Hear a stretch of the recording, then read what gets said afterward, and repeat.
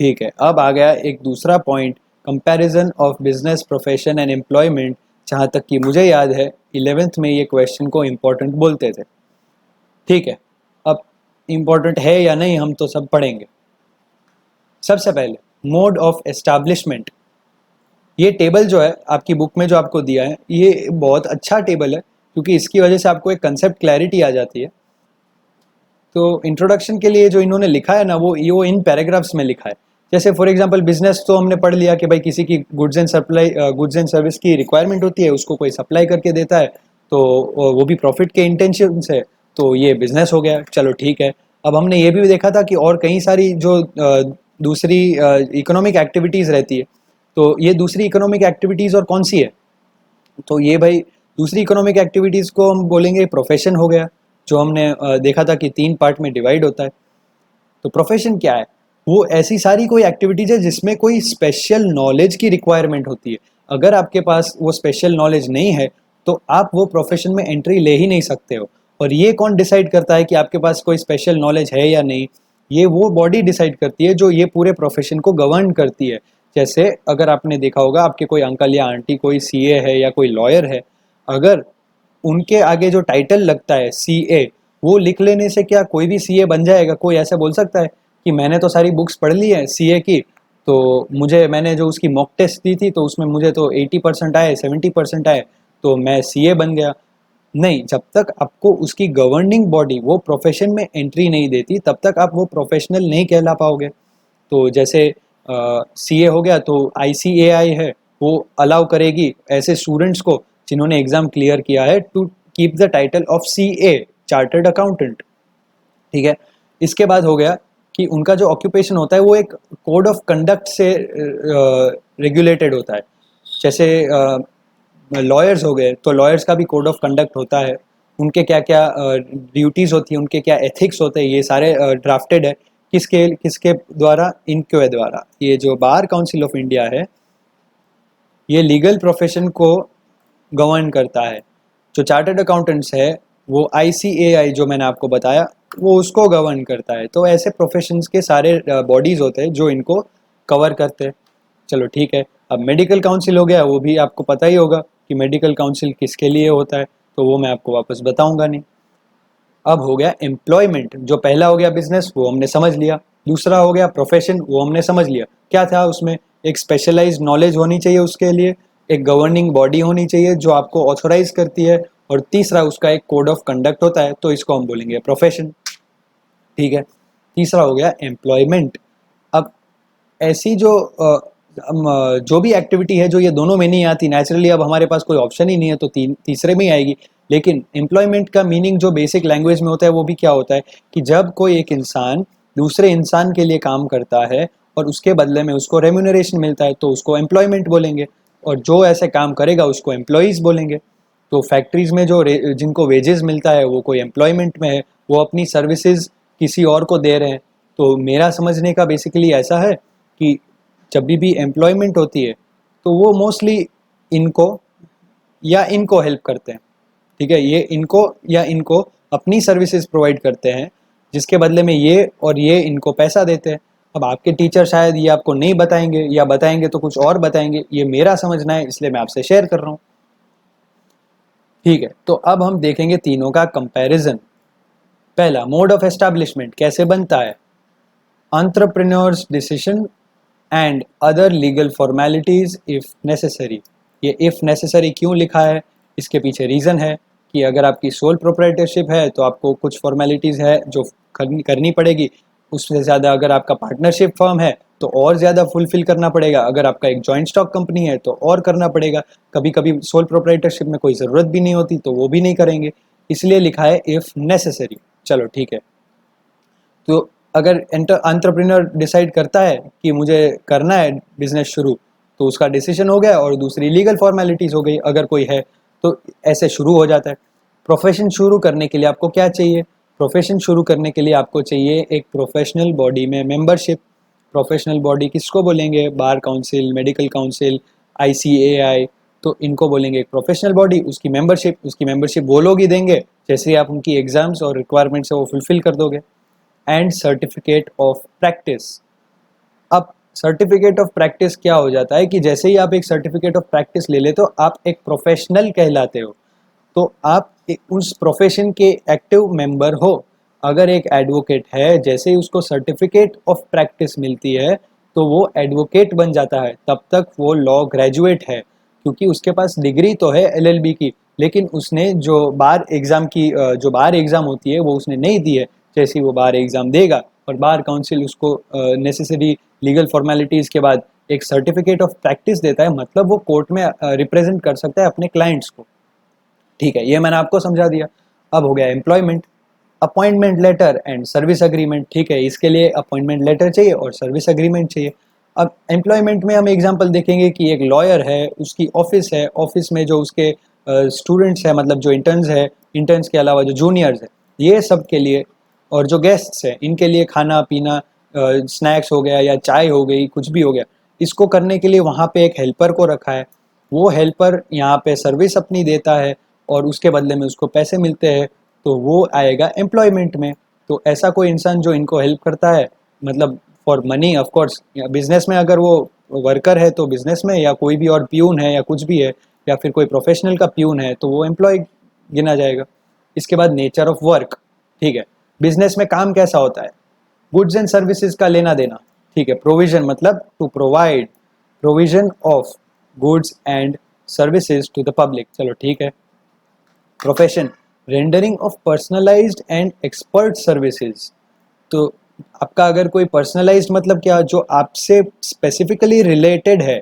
तो अगर personalised service आपको मिलती है, आप मेरे पास आते हो, मैं लॉयर हूँ, आप बोलते हो कि आप मेरा केस प्लीज़ कोर्ट में फाइट कर दो, तो मुझे आपके लिए एक पर्सनलाइज्ड सर्विस ही देनी पड़ेगी, क्योंकि आपका स्पेसिफिक है, आपका जो सिचुएशन है, तो सिचुएशन समझ के, जो आपके ऊपर जो आपकी जो अभी सर्कमस्टेंसेज है उसको समझ के पर्सनलाइज्ड सर्विस मुझे आपको देनी पड़ेगी। ठीक है, performing work as per service contract और रूल्स ऑफ सर्विस। इनका काम ये होता है जो डिसाइड किया होता है। अगर चाहे अगर ऑफिस में जो प्यून है उसका काम डिसाइड हुआ है कि भाई दिन में 3 बार सबको चाय पिलाएगा, तो ये अपने कॉन्ट्रैक्ट, अपना जो सर्विस कॉन्ट्रैक्ट है उसके हिसाब से काम कर रहा है, तो ये भी हो गया। उसका क्वालिफिकेशन क्या है, no minimum qualification is necessary.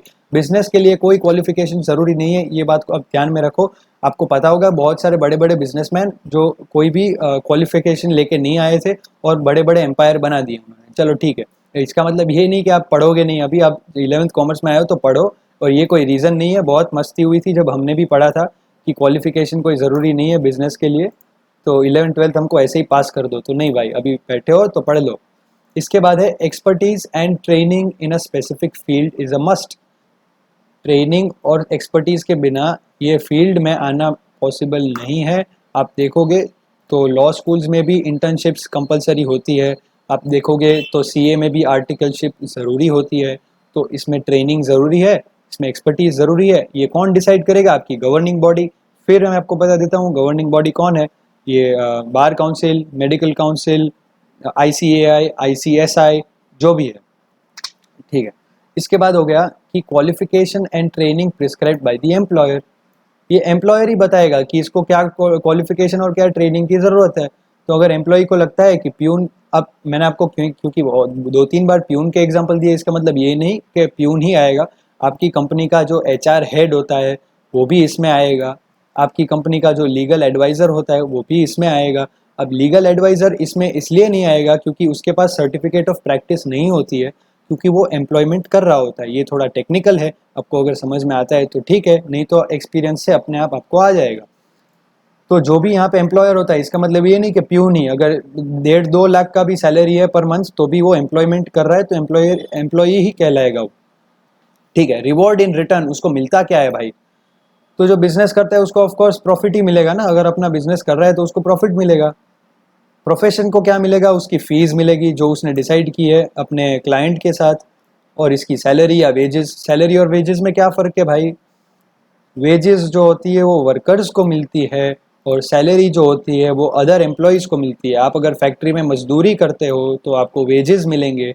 आप अगर वही मजदूरों के, अगर आप HR हो, मतलब ह्यूमन रिसोर्स मैनेजर हो, आप वही वर्कर्स को कहीं से लाते हो, या आप उन्हीं एम्प्लॉयज़ को कहीं से लाते हो, दूसरे वाइट कलर एम्प्लॉयज़ को कहीं से लाते हो, या कोई भी ऐसी आपकी वाइट कॉलर जॉब है तो आपको सैलरी मिलेगी। तो ये डिफरेंस है। तो इसका मतलब ये नहीं कि या हम खाली वेजेस लिखे या सैलरी लिखे, दोनों अलग है, हम दोनों को लिखेंगे। ठीक है। इसके बाद हो गया कैपिटल इन्वेस्टमेंट। इसका कैपिटल क्या होता है? तो भाई जो बिजनेस, जितना बड़ा बिजनेस है उसको, और जैसा बिजनेस है उतना कैपिटल लगेगा। अगर उसको नॉर्मल सी ट्रेडिंग करनी है प्रोविजन स्टोर्स में तो उसको सर्टेन अमाउंट ऑफ कैपिटल लगेगा। लेकिन अगर उसको कोई हैवी इलेक्ट्रिकल का प्रोडक्शन करना है, हैवी इलेक्ट्रिकल इक्विपमेंट्स का, तो उतना उसको सामने इन्वेस्टमेंट लगेगा। तो वो जैसा आपका बिजनेस है उतना आपका इन्वेस्टमेंट लगेगा। इसके बाद है limited capital needed for establishment. किसको? लॉयर को। जो सीए है, सीएस है, उसको अपनी ऑफिस डालने के लिए जो ऑफिस एक्सपेंसेस होते हैं उसको, या अपनी ऑफिस डालनी है या अपनी कोई वेबसाइट खोलनी है, ये जो सारे एस्टेब्लिशमेंट के जो एक्सपेंसेस है उतने लिमिटेड रहते हैं। उसको बड़ी सी कोई फैक्ट्री या कोई बड़ा सा कोई कैपिटल एसेट्स लेने की कोई ज़रूरत नहीं आती है। ठीक है। और एम्प्लॉय को कोई कैपिटल की रिक्वायरमेंट नहीं होती है, उसके पास जो अपनी स्किल्स होती है वो दूसरों को देता है वो। इन दोनों में से जो भी है। रिस्क, अब रिस्क क्या होता है? प्रॉफिट्स। अब हमने देखा था प्रॉफिट्स और लॉसेस की जितनी प्रोबेबिलिटी होती है बिजनेस में, तो आपको ये तो पता रहना चाहिए कि यहाँ पे प्रॉफिट्स तो अनसर्टेन होते हैं और जो लॉसेस होते हैं उनकी भी पॉसिबिलिटी हाई होती है। रिस्क इज ऑल्सो प्रेजेंट, तो ये हमने पहले पढ़ा था, ये आपको आना चाहिए। फी is generally regular and certain. ठीक है, फीस रेगुलर है, एक केस लड़ने के मैं 5 लाख लूंगा, या एक हियरिंग, मतलब कोर्ट में एक बार हियरिंग, मतलब जब आप कोर्ट में एक बार प्रेजेंट होते हो जज के सामने, उसके मैं 10 लाख लूंगा या 1 लाख लूंगा या 5,000 लूंगा, जो भी आपकी फीस है। सम रिस्क क्यों बोला है? कि शायद कभी कोई क्लाइंट ना दे, डिफॉल्ट करे, वो पैसे नहीं देगा, तो थोड़ा रिस्क तो इसमें भी है। फिक्स्ड एंड रेगुलर पे। ठीक है, जो आपकी कॉन्ट्रैक्ट में लिखा है नो रिस्क, ये बहुत ही गलत बात है भाई।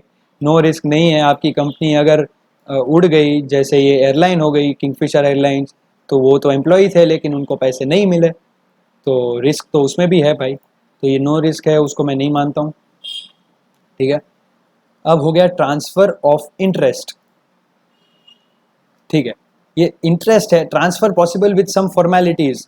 मतलब आपका पैसा जो इंटरेस्ट है वो आप किसी और को दे सकते हो क्या? तो आपका बिजनेस है तो नेचुरली आप दे सकते हो, कुछ लीगल फॉर्मेलिटीज अगर होती है तो। प्रोफेशन में नॉट पॉसिबल, क्योंकि आप कमा रहे हो, आप अगर प्रोफेशनल सर्विस दे रहे हो तो आप ही ले सकते हो। और यहाँ पे भी पॉसिबल नहीं है कि आप बोलो कि मैं नौकरी करूँगा लेकिन पैसे आप इसको दो, किसी और को दो। तो ये इंटरेस्ट का जो ट्रांसफर है वो पॉसिबल नहीं है। Code of conduct, no code of conduct is prescribed. अब बिजनेसमैन को कौन बोलेगा कि ये कोड ऑफ कंडक्ट है? वो तो खुद अपने हिसाब से डिसाइड करेंगे कि ये ठीक है कि ठीक नहीं है, कि मुझे करना चाहिए नहीं करना चाहिए। अब ये बहुत इंपॉर्टेंट है, professional code of conduct is to be followed. जो भी आपका प्रोफेशन है उसका एक कोड ऑफ कंडक्ट होगा जिसको आपको फॉलो करना पड़ेगा। अब एम्प्लॉयज़ को कोड ऑफ कंडक्ट कौन बोलेगा? जो उसका एम्प्लॉयर है वो उसको बोलेगा, ड्राइवर को बोलेगा भाई ये सब बिहेव करना है, ऐसे बिहेव नहीं करना है। या कोई आपका एचआर हेड है, या फिर कोई भी आपका मैनेजर है, या फिर आपका कोई हेड ऑफ द डिपार्टमेंट है, प्रोडक्शन सुपरवाइजर है, कुछ भी है, वो आपका एम्प्लॉय है, उसको आप बताओगे कि क्या फॉलो करना है और क्या फॉलो नहीं करना है। मतलब एम्प्लॉयर बताएगा एम्प्लॉय को। अब नेक्स्ट टॉपिक्स जो है वो है classification of business activities, industry, और ये सब हम अगले वीडियो में देखेंगे। ये वीडियो की जो लेंथ है वो हम लिमिटेड रखेंगे ताकि आपका जो ग्रास्प हो वो एक छोटे से अमाउंट में रहे। अब पूरा वीडियो में आप शायद कंफ्यूज हो जाओगे। तो अभी यहाँ तक का जो है आई होप आप सबको बहुत क्लियर हो चुका है। अब ये जो चीज़ है ना, ये बहुत ही एक डेलिकेट चीज़ है, क्योंकि इसमें क्या होता है कि लोग फिर कंपैरिजन हम कैरेक्टरिस्टिक्स का करते हैं लेकिन लोग इसमें कंपैरिजन स्टेटस का करने लगते हैं। मैं आपको एक बात बता दूं कि भाई ये चाहे तीनों जो भी है, इसको हम स्टेटस के हिसाब से कंपेयर नहीं करेंगे कि business is better than profession and profession is better than employment. इसमें भाई ऐसा होता है कि रियल लाइफ में आपको कभी पता चलेगा कि कितने सारे बिजनेसमैन होते हैं जिनके घर में खाने को रोटी नहीं होती है, लेकिन अगर कोई बड़ी सी एमएनसी देखोगे, उसका बड़ा सा कोई एचओडी देखोगे, तो पता चलेगा कि वो एम्प्लॉयमेंट चाहे भले कर रहा हो लेकिन उसके पास बिजनेसमैन से भी ज़्यादा पैसे। तो ये तीनों में कंपैरिजन सिर्फ कैरेक्टरिस्टिक्स का ही करेंगे हम, और ना कि हम कंपेयर करें कि प्रोफेशनल बेहतर है, बिजनेसमैन बेहतर है, या कोई एम्प्लॉय बेहतर है।